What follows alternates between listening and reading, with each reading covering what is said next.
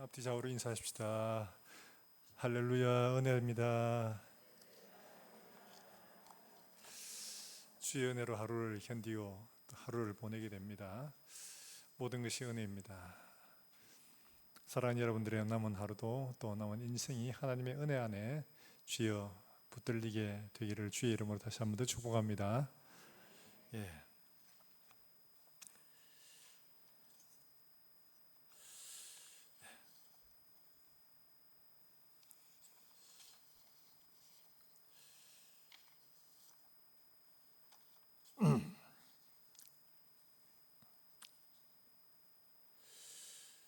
본문의 이야기, 포도원의 농부를 제공하는, 그리고 그들에게 삭스를 주는 이야기인데, 이야기를 보면 좀 불편한 마음이 없지 않아 있습니다.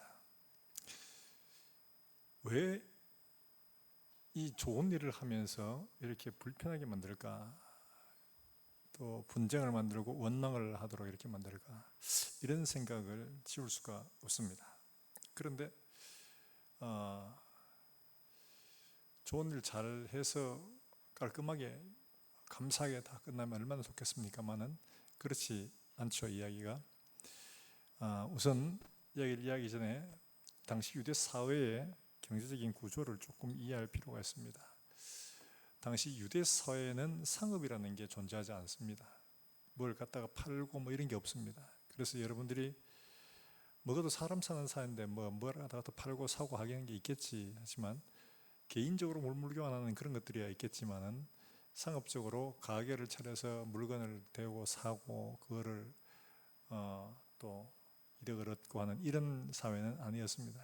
오직 그들의 소득의 원천은 땅밖에 없습니다. 그리고 몸으로 일하는 육체 노동밖에 없었습니다. 바로 그런 사회.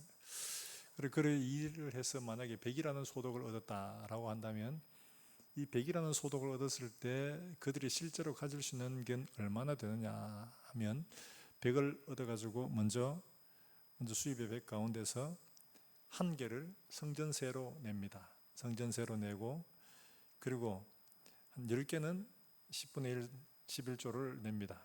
그리고는 20개는 주인에게 줍니다. 주인. 그 땅을 혹은 고용을 한 사람들에게 줍니다. 그 사실 이미 한 30개 이상이 떨어져 나가죠. 거기에다 이제 인두세, 통행세 이런 세금들, 각양세금을 내게 됩니다. 그러면 실제로 10개 중에 6이 상수가 됩니다. 이 말은 뭐냐? 10개를 얻어도 그 중에 6개는 고정적으로 지출이 된다는 이야기입니다. 고정적으로 지출이 되는 거죠. 남은 건 4밖에 없습니다. 4밖에 없는데 이것도 그걸 가지고 살아야 되는데, 이 4도 그들은 종교사회이기 때문에 하나님 앞에 제사하러 갈 때 소위 속죄 제물을 사야 되고 해야 되는데, 이것도 만만치가 않습니다. 그들이 1년에 3차례 고정적으로 빠질 수 없는 절기를 따라가 가는 제사가 있죠. 그리고 그들이 속죄를 하기 위해서 부정한 것으로부터 자주 이제 제사를 가야 됩니다. 성전에. 그때 갈 때 그들이 소위 제물을 사서 가야 됩니다. 근데 이제 문제는 성전에서 예수님도 책망하시고 그들을 아주 악하게 보셨죠. 그들이 받는 소위 말해서 성전세뿐만 아니라 양, 그 다음에 소, 비둘기, 제물을 받는 이들이 소위 바꾸죠. 환전을 하죠. 그리고 삽니다. 파는데 이들이 받는 게 고리죠. 굉장히 악합니다. 여러분, 성전에 계실 때 예수님께서 가난한 과부가 2렙돈 넣는 걸 보고 칭찬하신 적이 있습니다. 그죠? 그때 예수님께서 하시는 말씀이 제 생활비 전부를 넣었다 이렇게 말합니다. 2렙돈이면 얼마나 되느냐? 렙돈은 제일 아래 단위입니다. 제일 아래 단위. 대략 한 2,500원 정도. 그러니까 2렙돈 캐봐야 2,500원 정도, 3,000원에 채 안 되는데 이게 그의 생활비 전부였습니다. 그런데 이 여인이 성전에서 비둘기 한 마리를 가지고 제사를 하려고, 속죄를 하기 위해 제사를 하려면 얼마나 드느냐? 당시의 기록에는 우리나라 돈으로 환산을 하면 비둘기 한 마리를 사서 바쳐야 하는 돈이 얼마냐? 9만 원이에요. 생각을 해보세요. 2,500원, 3,000원이 생활비 전부인 사람이 제사를 하려면 비둘기 한 마리를 사야 되는데 그 비둘기 한 마리가 세상에 9만 원씩이나 하는 겁니다. 그렇게 이런 사람들이 생활을 살기가 쉬운 일이 아니겠죠. 빚을 져야 됩니다. 이제 이거를 빚을 지고 또 보증을 해주고 하는 사람들이 종교인들이거든요. 빚을 내주고. 그러니까 이 사람들이 고리대금으로, 원래 고리대금이 불법이라가 금지가 되어 있지만 종교인들은 이런 일을 통해서 합법적으로 돈을 착취하는 겁니다. 그러니까 예수님 보시기에 이들은 정말 인간 쓰레기 같은 존재들인 거예요. 말은 종교인이지만 실제로는 가난한 사람들을 착취해서 배불리는 아주 악한 사람들이에요. 그렇습니다. 그러니까 이들이 하루를 살아가는 것들은 보통 일이 아닙니다. 그냥 우리처럼 그냥 늘상 일어나는 하루가 아니고 하루는 살아내야 할 전투와도 같은 겁니다. 그러니까 하루하루를 힘겹게 살아내게 되는 거죠. 바로 그런 상황이 바로 이들입니다. 자, 이들이 오늘 여기 나오는 본문에서 어떻게 묘사가 되고 있느냐. 포도원 주인이 밖에 나가서 장터에 보니까 놀고 있는 사람이 있었어요. 그 몇 시냐? 6시입니다. 이른 아침. 이른 아침에 하면 6시를 말합니다. 일하는 시작 시간이 6시인데 나가보니까 사람들이 놀고 있는 거예요. 그래서 뭐하냐? 그래서 뭐 써준 사람이 없어 그런데요. 그래? 우리 포도원에 가서 일해라. 들여보냅니다. 그리고 6시에도 그러고 9시에도 그러고 11시에도 그러고 뭐 이러면서 계속 가는데 9시, 11시, 오후 1시, 3시, 심지어 이제 5시, 6시가 되면 일이 끝나는 시간입니다. 끝나는 시간인데 오후 5시가 되도록 가봐도 이 사람들이 그게 놀고 있었다고 이렇게 표현합니다. 근데 놀고 있었다는 표현은 사실은 좀 적절하지 못한데 이 사람들이 뭐 모여가지고 옛날에 우리 하듯이 뭐 짤짤이하고 뭐 그죠? 제기차기하고 이렇게 노는 게 아니고 이 사람들은 하루를 버티고 있는 겁니다. 누군가 좀 써줬으면 이를 바라고 그들을 기다리고 있는데 그들이 기다리고 있어도 아무도 그들을 써주지 않으니까 그냥 무작정 그냥 시간을 버티면 사실 굉장히 초조한 가운데 기다리고 있는 이런 상태, 바로 그걸 말하는 거예요. 이렇게 시간을 보내고 있었는데 그 포도원 주인이 와서 너희도 들어가라, 너희도 들어가라 그래가지고 있는 겁니다. 들어가서 또 일하고 하는 거죠. 근데 일하는데 이제 이렇게 포도원에서 일을 어쨌든 하게 됩니다. 이들이 뭐 특별한 재능이 있는 것도 아니에요. 그냥 그야말로 할 일이 없어서 자기를 써주기를 바라고 기다리고 있는 이런 사람들. 근데 이제 일을 마치고 하루를 이제 해가 져가고 계산을 임금을 줘야 될 때가 되니까 청지기를 통해서 임금을 나중에 온 사람부터 줘라 이렇게 이야기를 합니다. 그러니까 제일 늦게 온 사람이 5시에 온 사람. 이 사람은 뭐 포도원에 와가지고 이제 폼 잡고 일 좀 해볼까 이러면서 옷 갈아입고 시작하려고 하면 심하입니다. 심하이란 말씀 안 되죠. 근데 일 끝나는 버립니다. 그러니까 이 사람은 1시간 뭐 하지만 사실 제대로 일하는 시간 30분도 안 되는 거예요. 그러니까 가치적으로 보면 이 사람은 전혀 쓸모가 없는 사람이었죠. 안 써도 되는, 굳이 안 써도 되는 그런 사람이었어요. 이 사람이 먼저 와서 얼마를 받느냐? 한 데나리온을 받습니다. 한 데나리온은 당시 로마 사회에서 하루를 일한 일당이 공식적으로 거의 1데나리온입니다. 데나리온이에요. 이 1데나리온을 지금으로 환산을 하면 어느 정도냐? 대략 한 하루 일당 한 10만 원 정도라고 아마 생각을 하시면 편하실 겁니다. 한 10만 원 정도.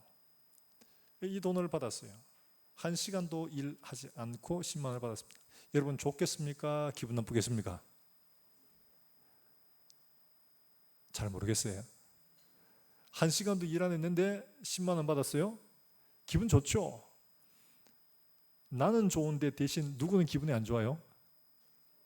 먼저 온 사람들이 기분이 안 좋죠. 먼저 온 사람은 처음에는 기분이 굉장히 기대에 부풀었습니다. 이야, 1시간만 일했는데 10만 원 준다, 10만 원. 그래서 그 다음에 3시에 온 사람 불러가지고 너 얼마? 그러고 딱 주는데 역시 똑같이 10만 원 주는 거예요. 그러니까 살짝 기분 나빠지기 시작합니다. 아니 1시간 일했는데 10만 원 줬으면 나는 3시간 일했으니까 곱하기 3을 해주든지 그래야지 왜 이것밖에 안 주는 거야? 이러고 있는데 정오에 부른 사람도 똑같이 10만 원 주는 겁니다. 그러니까 불만이 터진 겁니다. 이제 그들이 하는 말이 종일 더위와 수고를 무릅쓴 우리를 1시간만 일한 사람과 똑같이 대우해야 했습니다. 그러고는 불평을 하기 시작하는 겁니다. 그럴 때 이 포도원 주인이 하는 말이 있죠. 네가 나와 한 데나리온 약속을 하지 않았느냐. 그러니까 한 데나리온 약속한 대로 내가 주었는데 그게 뭘 잘못이란 말이냐. 그러니까 이들이 할 말이 없죠. 그 네 것이나 받아가지고 가라. 그리고는 그들에게 한 말씀을 합니다. 뭘 말하느냐 하면 그게 있는 말씀처럼 14절 15절 말씀 이렇게 말하고 있죠. 같이 한번 읽어볼까요? 시작. 내 것이나 가지고 가라. 나중에 온 이 사람에게 나와 같이 주는 것이 내 뜻이니라. 내 것을 가지고 내 뜻대로 할 것이 아니냐. 내가 선함으로 내가 악하게 보느냐. 이해하기 힘든 말입니다. 죄송합니다. 물병이 떨어졌습니다. 앞으로 물병을 여기다 두지 마세요. 높은 거라서. 그래서 저도 깜짝 놀랐습니다. 아니 왜 1시간만 일한 사람이 한 데나리온이면 아침에 6시에 온 사람은 훨씬 더 많이 받아야지. 이게 정당하겠습니까? 정상적이겠습니까? 정당하겠죠. 그렇게 생각하는 게 사람들의 생각입니다. 일꾼들의 생각이었습니다. 이게 바로 그들이 말하는 말에서 그대로 드러납니다. 아니 우리는 일한 양만큼 받아야 된다고 생각을 해요. 근데 그때 당시로 보면 지금이 아니에요. 지금 우리가 일한 만큼 받는다는 것은 이렇게 된 사회가 된 지가 200년이 채 안 됩니다. 이걸 아셔야 됩니다. 우리가 지금 정의와 공평이라는 개념을 우리가 받아들이고 이렇게 사용한 게 200년이 채 안 됩니다. 당시는 신분이 곧 임금입니다. 그 사람이 뭐 얼마나 많은 능력을 가지고 있냐 중요하지 않습니다. 그 사람의 신분에 따라 지급하고 지급하는 것이 신분의 위치입니다. 그런 사회였어요. 주인이 정해서 주는 게 그게 곧 정의입니다. 그런데 이들은 우리가 일한 만큼 받지 않았다고 그렇게 이제 불평을 하는 거죠. 근데 주인 입장에서 보면 전혀 그게 문제가 되지 않았습니다. 정당하다. 계약을 한 데나리온 약속했으니까 한 데나리온 계약한 대로 주는데 뭐가 문제냐. 네 것이나 받아가지고 와라. 내 것 가지고 내가 주는 것이 잘못됐단 말이냐. 그렇게 되묻고 있죠. 우리는 이 사람들이 왜 이렇게 불평을 하는지 우리의 입장으로 지금 입장으로 보면 충분히 이해가 됩니다. 그런데 이들이 불평을 할 수 없는 사람이라는 것을 가만히 들여다보면 본문 속에 드러나고 있습니다.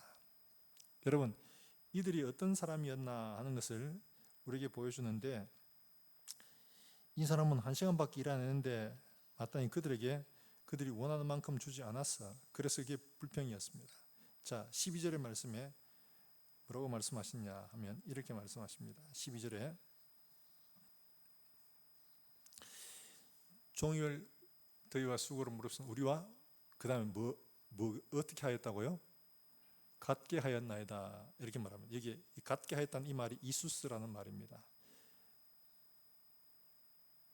4절에 주인은 뭐라고 말했냐? 그들에게 이르되 너희도 포도원에 들어가라. 내가 너희에게 어떻게 해요? 상당하게 주리라. 이 상당하게 이 말이 디카이오스. 여러분 우리가 성경에서 종종 들어봐 디카이오스 정의, 의롭다 하는 거죠. 그러니까 의로운 것하고 그 다음에 공정한 것하고 둘에 대립되는 겁니다. 의로운 것은 공정해야 되고 공정한 것은 의로워야 되는데 라고 생각하는데 이게 안 맞아떨어진다는 겁니다. 왜 그러냐? 그 이유를 서로가 생각하는 것이 달랐기 때문에 그런 겁니다. 하나님은 지금 이들에게 그 차이에 대한 하나님이 말씀하신 의와 공정이라는 것이 무엇인가를 그들에게 보여주고 있는데 그것은 먼저 그들이 어떤 상태였던가 하는 것들을 먼저 알 필요가 있죠. 왜냐하니까 자기가 어떤 입장에 있었다는 것을 제대로 이해하지 못하면 그들이 내가 마땅히 대우를 받아야 할 만한 위치, 받아야 할 만한 사람이라는 것을 주장할 수밖에 없기 때문에 그렇습니다. 자, 3절 말씀 한번 볼까요? 3절에 뭐라고 말하고 있습니까? 시작. 또 삼시에 나가보니 뭐 하는 사람이에요? 놀고 서 있는 사람이라고 표현을 하고 있습니다. 이 사람들은 아까도 말했다시피 오늘 하루 주인이 불러주지 않으면 빈손으로 집에 가서 내일을 기약할 수 없는 상태에 있는 사람이라는 거예요. 그러니까 이들이 자기 기세가 나 이거 할 수 있으면 이래가지고 이 모습 있는 게 아니라 전적으로 누구에 달렸냐? 주인의 은혜에 선택권이 있는 겁니다. 내가 얼마나 능력이 있냐? 중요하지 않습니다. 내가 얼만큼 일을 잘하느냐? 중요하지 않습니다. 주인이 그 사람을 써주느냐 못 써주느냐, 여기에 그 사람의 생존이 달려 있는 겁니다. 그뿐만 아니라 그의 가족 자체가 오늘 하루를 밥 먹고 사느냐 못 사느냐, 그게 전적으로 주인의 뜻에 달려 있는 겁니다.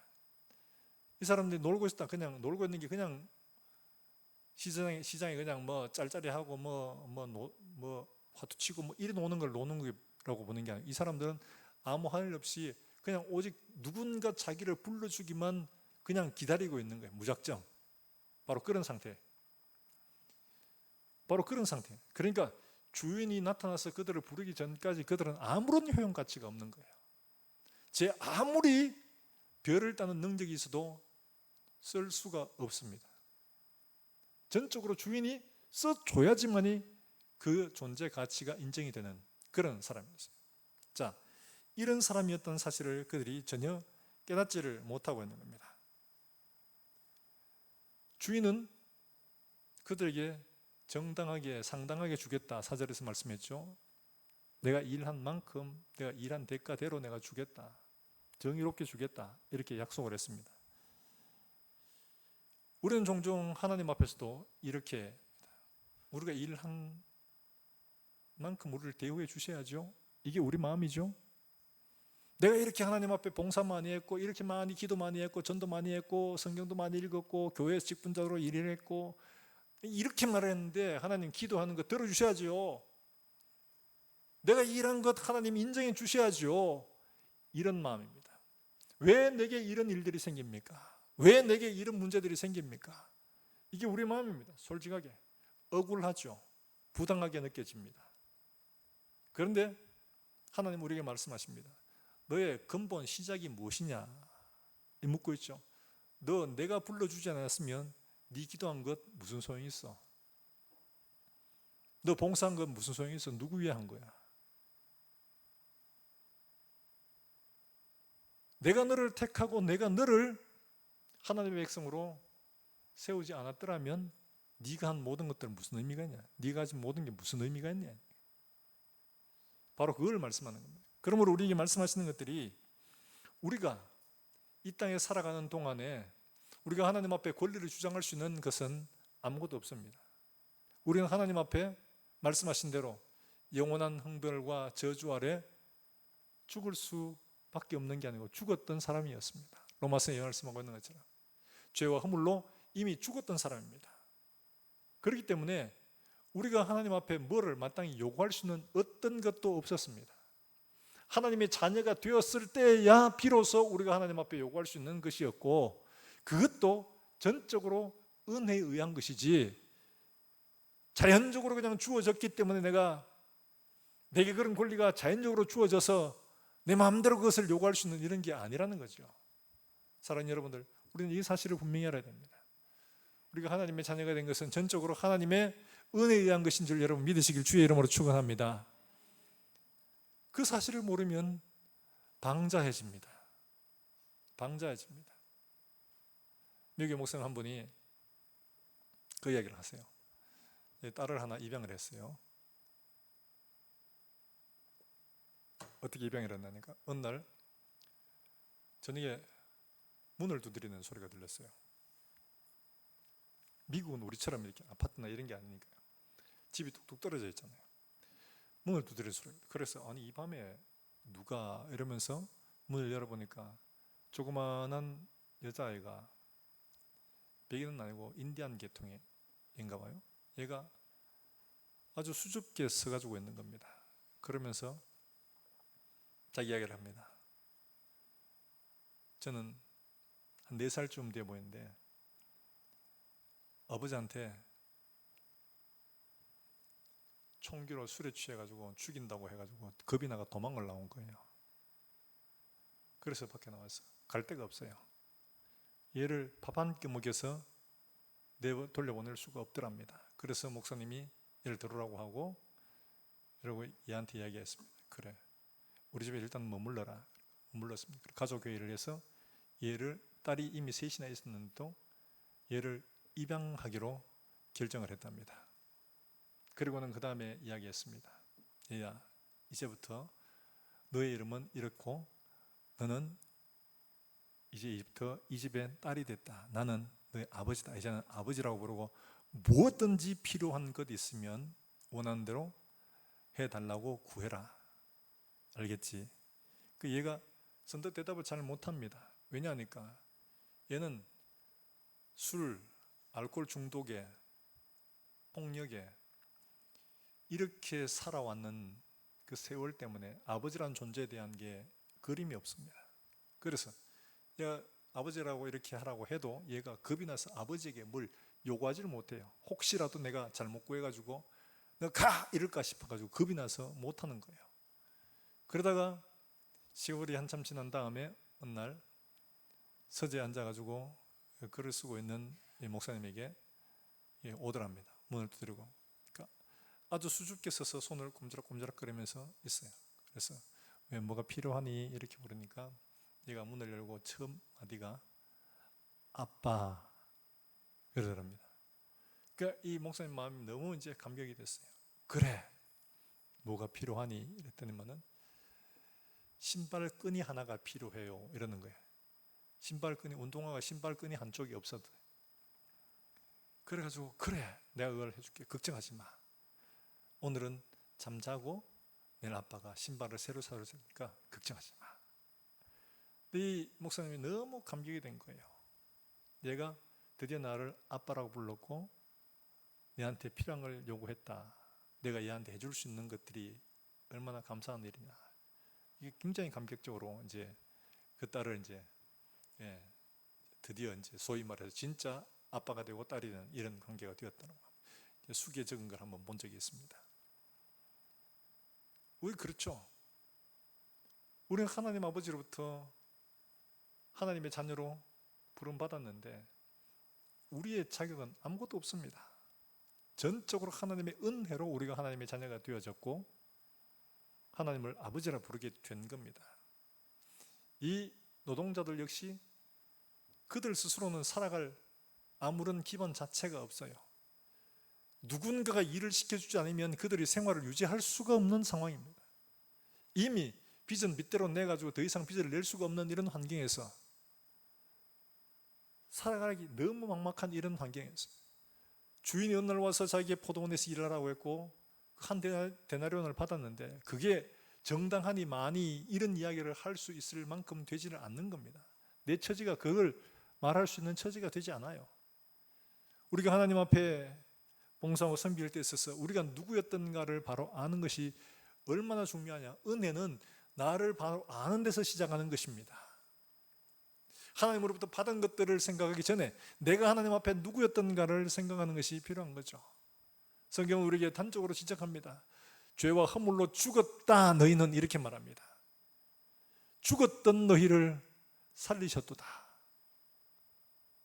사랑하는 여러분들, 우리가 이미 그리스도 안에서 다시 예수의 생명으로 살리심을 받은 존재이라는 사실을 기억하시길 주의 이름으로 축원합니다. 마음속에 불평이 막 스물스물 올라오고 원망이 막 스물스물 올라오고 할 때 내가 누구였던가? 내가 누구였던가? 내가 여기에 올 수 있었던 것이 누구 때문이었던가? 이 사실을 먼저 기억해야 됩니다. 은혜가 아니면 내가 하나님을 아버지라 부를 수도 없고 은혜가 아니면 내가 여기까지 하늘에 속한 것들을 맛볼 수도 없이 살아왔는데 여기까지 인도해 주신 하나님의 은혜를 기억하면 불평보다 감사가 우리의 마음에 솟아나게 될 줄로 믿으시기를 주의 이름으로 축원합니다. 내가 누군지 아는 것이 중요한 거죠. 사람들은 정의,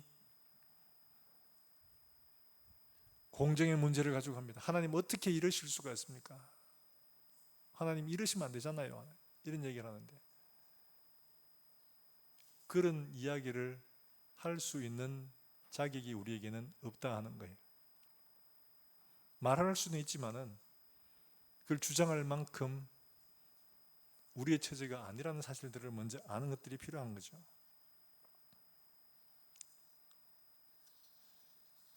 자, 그리고 뭐 그건 이해하겠는데,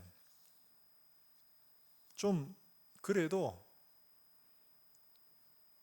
이 모든 상황을 그냥 아무런 잡음 없이 잘 보내기 위해서는 좀 지혜롭게 일했으면 좋았을 걸. 그 왜 먼저 온 사람들부터가 아니고 나중에 온 사람들부터 지급함으로 말미암아 이렇게 불평이 일어나도록 일을 했었을까 하는 이런 생각을 지울 수는 없습니다. 자, 여기에는 중요한 뜻이 있습니다. 우리가 다 이해하지 못하는 깊은 하나님의 뜻이 있다는 거예요. 그저 이런 소란을 한번 피우려고 하는 게 아닙니다. 그들이 너희가 하나님의 은혜로 그저 얻었는데 잔소리하지 말고 주는 대로 먹고 나가 떨어져라 하는 이런 메시지를 하려고 하는 게 아니에요. 자, 이들이 그걸 받고 불평을 하죠. 1시간만 일한 사람을 한 데나리온 줬다면 종일토록 수고와 더위에 일한 우리는 더 줘야 마땅한 것 아닙니까? 이렇게 얘기를 하죠. 근데 가만히 생각해 보면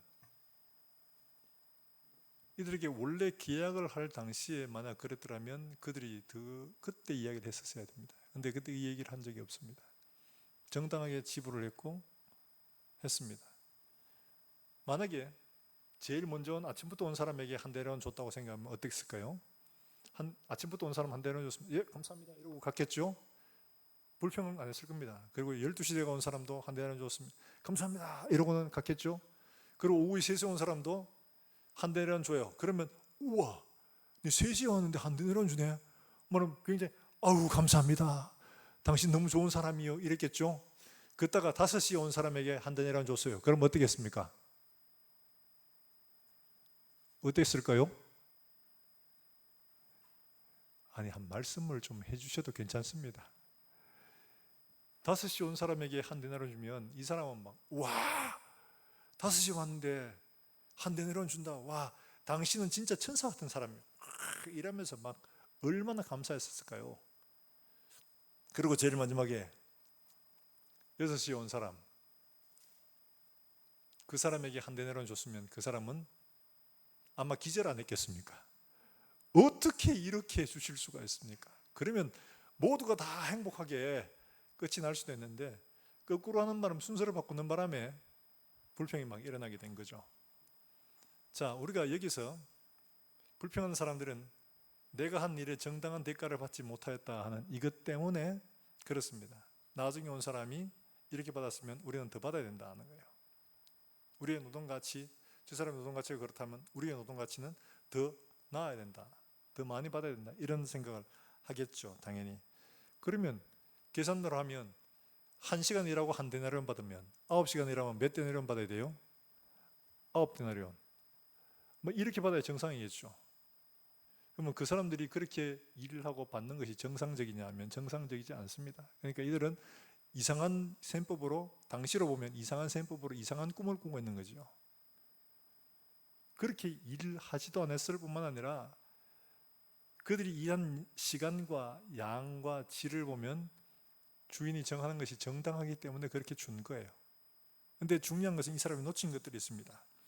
한 데나리온 받은 사람은 자기들이 앞에 일한 사람들의 몫에 그 사람들 몫을 일부 떼가지고 내가 가져간 겁니까? 누구의 몫을 가져간 겁니까? 앞서 일한 사람들의 것입니까? 주인의 것입니까?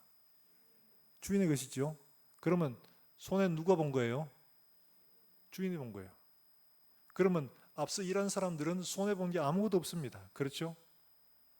주인이 손해를 봤죠. 주인은 그 1시간 일한 사람 일 안 시켜도 됩니다. 12시간 딱 종치고 나머지 일을 쪼으면 됩니다. 얼마든지 가능하고 그게 정상적이었어요.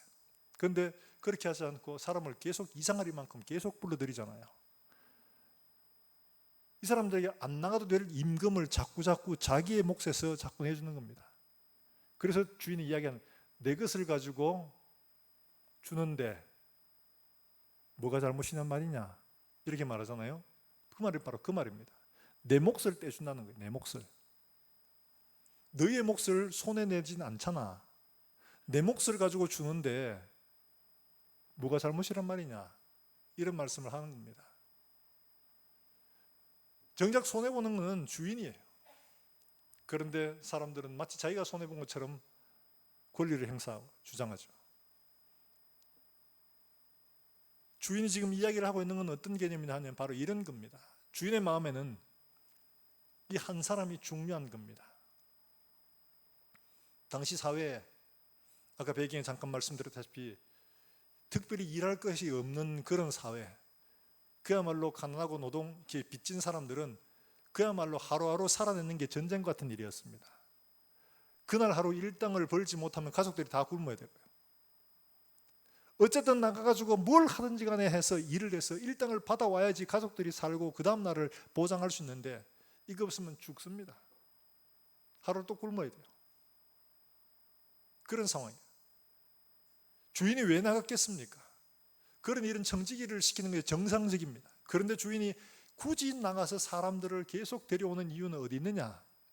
그 공동체를 살리기 위함입니다. 그렇게 하루에 임금을 받지 못해서 줄인 배를 끌어안고 자야 하는 그 사람들을 긍휼히 여기는 주인의 마음이에요. 이걸 보지 못하고 내 권리만 찾았다는 거죠.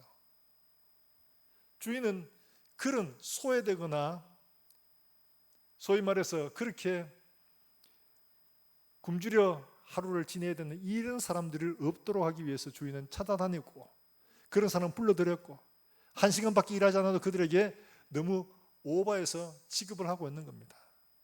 정상적으로 하루의 생활을 살아낼 수 있도록 하루 임금을 통째로 다 주는 겁니다. 바로 이걸 주인이 보이고 싶어 하는 겁니다. 내가 원하는 건 뭐냐? 너희가 정의, 공의를 말하지만 더 중요한 것은 한 영혼이 잃어버리지 않고 정말 한 영혼이라도 하나님 안에서 정상적으로 하루를 살아낼 수 있도록 하는 것이 바로 내 뜻이고 내가 원하는 바다. 바로 그걸 보여주고 있는 겁니다. 사랑하는 여러분들, 우리가 그렇게 구원받지 않았습니까? 중세, 여기까지 하자 이런 건 딱 끝냈으면 우리는 다 지옥 갈 백성이에요. 그런데 오늘 하루도 이렇게 2022년까지 끌고 오셨고 또 한 사람 한 사람을 또 불러내십니다. 그들을 끌어들이십니다. 왜요? 지옥 갈 백성 없도록 하기 위해서 끌어들이시고 우리에게 새로운 한 몫을 주시고 영원한 나라에 일할 일거리를 주시고 그 은혜를 같이 누리도록 우리에게 이 사랑과 불공평한 은혜를 베풀고 계신 겁니다. 내 것을 찾아 정당하게 말하던 우리에게 오늘도 하나님의 은혜가 없어서 영원한 소망이 없어서 하루 그냥 살다가 불나방처럼 죽어가는 그들에게 하나님은 영원한 나라의 영원한 기업에 그 나라의 기업을 얻도록 하기 위해서 기다리고 연장하고 찾아내고 그들에게 일을 시키고 계신 거죠. 누구의 몫을 주신 거예요? 예수님의 몫을 주신 겁니다. 그래서 그 다음에 나오는 이야기가 뭐냐? 예루살렘으로 올라가서 십자가를 지시는 게 나옵니다. 인자의 살을 먹고 인자의 피를 마시지 않고는 너희에게 생명이 없느니라. 내 살을 먹고 내 피를 마시는 자라야 생명을 얻는다. 예수님의 살과 피를 떼어주시는 겁니다. 그걸 먹어야지만이 우리가 생명을 얻을 수 있기 때문에 이 땅에서 아무리 풍족하게 산다고 해도 예수 그리스도의 생명이 없으면 죽은 목숨입니다. 그러나 오늘 하루 버틸 수 있는 것은 우리가 그리스도 예수의 살과 피를 먹고 마심으로 인해서 영원한 나라를 소유할 수 있도록 그 풍성한 은혜를 경험할 수 있도록 하시는 것이 바로 주님이 우리에게 원하시는 것이, 바로 그걸 우리에게 보여주고 있는 겁니다. 사랑하는 여러분들, 우리가 하나님 앞에 이렇게 예수 그리스도의 살과 피로, 예수님의 것으로 말미암아 우리가 영원한 나라의 기업을 얻게 되어졌고, 그것을 통해서 오늘도 풍성한 삶을 누릴 수 있게 되는 겁니다. 그리고 예수님께서 우리에게도 보이시고 계시는 거죠. 이와 같이 너희도 한 영혼 한 영혼들을 끌어 예수의 피와 예수의 살을 함께 나누는 자가 되라 하는 것을 말씀을 하고 계시는 겁니다. 사랑하는 여러분들, 그저 공의를 행하고 정의를 행하는 여기에 있는 것이 아닙니다. 아리스토텔레스는 이런, 여기 있는 이 본문 가지고 여기에서 말하는 이수스, 이 가지고 공의와 정의에 대한 이야기를 논했습니다만은 그런 사람 사이의 공의와 정의를 말하는 게 아닙니다. 이것은 하나님이 자신을 내어 주심으로 말미암아 구원받을 수 없는 백성들이 구원을 얻게 되고 그 사람들이 생명을 얻는 자리에 이룰 수 있는 것을 예수님이 지금 이렇게 하고 계신다는 것을 보여주시는 거죠. 우리는 그러면 어떻게 되냐? 우리 역시 우리의 것으로 주는 게 아닙니다만 그리스도의 것을 나누어서 그들에게 생명을 얻게 하고, 아무 할 일 없는 사람들, 소망 없는 사람들, 그래서 하루를 왔다가 하루를 가는 이런 사람들에게 영원한 천국을 꿈꾸며 소망할 수 있는 이런 교회가 되라고 우리에게 말씀을 하고 계시는 거죠. 사랑하는 성도 여러분, 우리가 이 땅에 사는 동안에 무엇을 위해 살아야 되냐? 바로 이것을 위해 살라고 우리 주님은 가르치고 있는 겁니다. 내 것을 떼어준 것도 아닙니다. 주님은 주님의 것을 떼어주셨습니다. 당신의 살을 떼어주셨고 당신의 피를 주셨습니다. 우리가 주님에게 안 됩니다, 불공평합니다 라고 말할 수가 없는 이유가 바로 그거예요. 주님의 것을 주셨기 때문에. 내 것 아니에요. 우리가 다 하나님 앞에 주님의 것을 받았음을 기억하시길 주의 이름으로 축원합니다. 불평할 거리가 없어요. 감사함으로 받고 또한 그것을 나누어 예수님의 것으로 죽은 영혼 살리고 병든 영혼 일으키고 소망 없는 영혼에게 소망을 주는 이런 우리 교회와 우리 성도들이 되시기를 다시 한 번 더 주의 이름으로 축원합니다. 축원합니다. 우리 시간 함께 찬송하고 기도하겠습니다.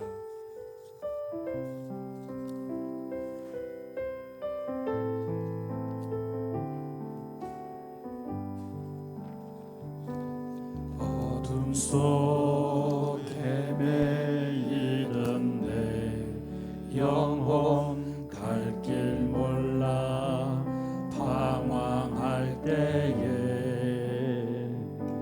주의 십자가 영광의 그 빛이 나를 향해 비추어 주셨네.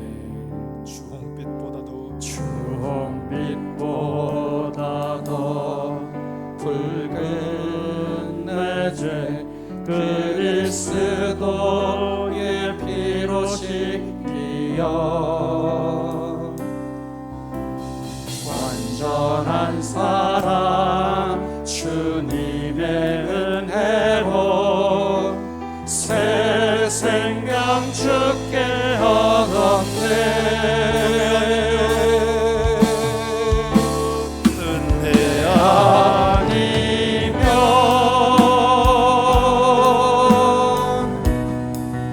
나서지 못하네.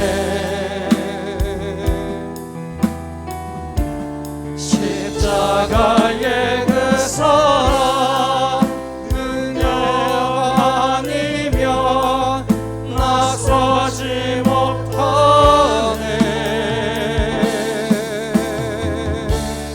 은혜 아니면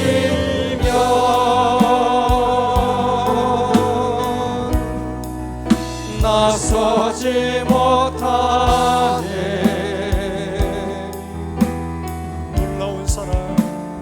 놀라운 사랑 그 은혜 아니면 나서지 못하네. 은혜 아니면 나서지 못하네.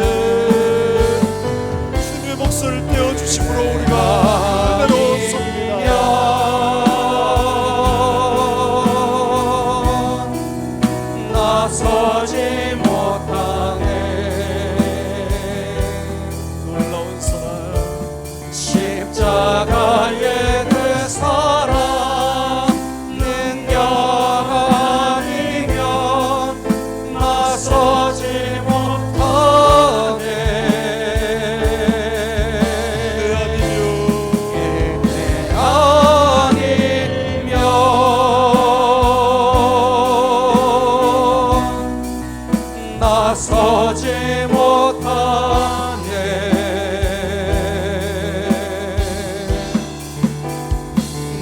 놀라운 사랑 그 은혜 아니면 나서지 못하네. 함께 말씀을 기억하시면서 함께 기도하겠습니다. 우리의 잘나고 우리의 능력으로 이런 것이 아닙니다. 주님, 당신의 살과 당신의 뼈를 주지 아니하셨으면 우리가 여기 올 수 없었습니다. 우리의 걷는 하루하루가, 영원한 하루하루가 주의 은혜입니다.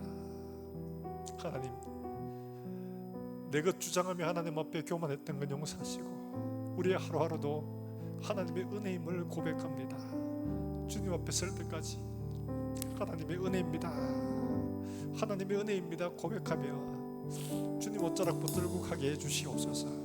우리 한 목소리 함께 통성으로 기도하겠습니다. 사랑하신 하나님 아버지, 내 때문에 줄 알았습니다. 내가 잘해서 줄 알았습니다. 내 권리가 있는 줄 알았습니다. 죽을 수밖에 없는 인생들 향하여 하나님의 아버지 사랑을 은혜입니다. 베풀어 주시고 찾아오사 당신의 자녀 받으신 그 십자가의 보혈과를 사랑하며 나아갑니다. 하나님 아버지, 이 사랑에서 무뎌지고 당연하다 생각했던 어리석은 취약된 우리의 본성과 마음을 덮으시고 기울여 주시사 아버지 하늘로 말씀을 통하여 우리의 죄인됨과 우리의 덧없음과 우리의 먼지가 주님께로 알게 하여 주시옵소서. 하나님 정말로 그 사랑을 이하로 낼 수 있도록 주께서 내베풀어 주시옵소서. 주님 다시 오실 때까지 아버지 그 나라에서 주님 다시 함께 다시 살아갈 때까지 은혜로 살아갈 우리의 삶이 될 수 있도록 아버지께서 우리의 삶을 덮어주시옵고 은혜를 더하여 주시옵고 오늘도 회개하고 주님의 얼굴을 보옵나니 아버지의 사랑으로 말미암아 우리의 삶을 덮어주시옵고 새롭게 하여 주셔서 끊임없이 찬양 나아갈 수 있도록 우리의 삶을 덮어주시고 열어주시옵소서. 사랑과 은혜와 풍성하신 주님, 오늘도 신 앞에 나와 엎드리며 기도하며 은혜를 구하며 나아갑니다. 오늘도 그 사랑으로 충만하여서 이 땅을 믿음으로 살아갈 수 있도록 설 수 있도록 우리 삶을 주시고 인도하여 주시옵소서. 아버지 하나님 덮어주시고 함께하여 주시옵소서. 하나님 아버지, 내가 수고한 만큼 못 받은 줄 알았습니다. 난 여전히 하나님 앞에 주장할 것이 있는 줄 알았습니다. 그러나 주님의 것 떼어주심을 몰랐습니다. 하나님 앞에 아무런 것도 주장할 것이 없음을 깨달아 하나님 앞에 우리의 모든 가는 길 속에 은혜임을 고백하며 주님 옷자락 붙들고 주님 뒤만 따라가게 해 주시옵소서. 하나님 아버지, 우리가 이 땅을 사는 동안에 주의 은혜임을 날마다 인정하고 고백하고 찬송하며 주를 따라가도록 주님 축복해 주시옵소서. 지난 주도 주님의 은혜 가운데 지내왔습니다. 이 예배 하나님 앞에 드릴 수 있게 됨을 감사합니다. 하나님 앞에 감사의 예물 드립니다. 주님 귀하게 받으시고 주님 축복하시며 우리의 삶에 하나님 부족함이 없도록 하나님 복을 주시고 또한 나누어주고 베풀어 줄 수 있도록 주님 풍성하게 허락해 주시기를 간절히 원합니다. 멀리서 복음을 전하는 선교사들과 그들의 가정, 그들의 사역에 하나님 축복하여 주시옵소서. 우리 가운데 질고로 고통받으며 하나님 앞에 눈물을 기도하는 종들을 기억하시고 하나님 두세 사람이 모인 곳에 나도 그들 중에 함께 있는데라 말씀하신 대로 하나님 아버지들이 기도하는 그 내용대로 믿고 하나님이 주심을 감사할 수 있는 믿음도 허락해 주시며 이 믿은 줄 알고 하나님 앞에 담대하게 찬송하는 우리 믿음들이 되게 해 주시옵소서. 우리 주일학교 아이들 주님께서 축복하시고 이들이 정말 믿음으로 잘 자라서 진짜 하나님의 나라를 위하여 귀하게 사용되는 일꾼 되게 주님 축복하시며 이들이 가는 길마다 하나님께서 길을 열어 주시기를 간절히 원합니다. 하나님이 함께 하시는 사람, 주님이 축복하시는 사람, 하나님의 손에 들려 사용되는 우리 아이들로 주님 사용해 주시기를 간절히 기도합니다. 가정의 기쁨이 되고 교회의 큰 일꾼 되고 하나님 나라에 정말 귀하게 사용되는 인재가 되도록 주님 성령으로 인도해 주시기를 원합니다. 이제 개학을 하고 새 학기 시작을 합니다. 주님 이들의 가는 길들 가운데 하나님께서 길을 열어주시고 함께해 주시기를 원합니다. 이들을 위해 수고하는 사랑하는 교사들 하나님께서 눈물로 기도하는 종들의 무릎을 축복하시며 이들의 가정과 손길에 하나님께서 은혜를 더해 주시옵소서. 하나님 아버지 또 한 주간을 살아가는 종들에게 하나님 은혜를 더하시고 하나님 복을 허락해 주시기를 원합니다. 질고로 고통받는 자라가는 자녀들 하나님 아버지, 우리가 고통받으며 하나님 앞에 부르실 때에 주님 우리에게 약속하신 말씀 붙들고 결코 뒤로 물러가지 않게 해주시기를 원합니다. 그리하여도 주님, 주는 나의 하나님이라 하였나이다 하는 이 믿음의 고백이 우리의 고백이 되게 해주시고 뒤로 물러서 하나님 아버지 침륜에 빠질 자가 아니라 영혼을 구원하며 이르는 믿음을 가진 자로 살게 해 주시옵소서. 주님 앞에 설 때 잘했다 칭찬받으며 믿음의 아름다운 열매들을 거둘 수 있도록 주님 은혜를 베풀어 주시옵소서. 이 한 주간도 감사와 기쁨으로 풍성한 한 주간 보낼 수 있도록 성령 하나님 친히 간섭해 주시옵소서. 감사드렸고 예수님의 이름으로 기도하옵나이다. 아멘.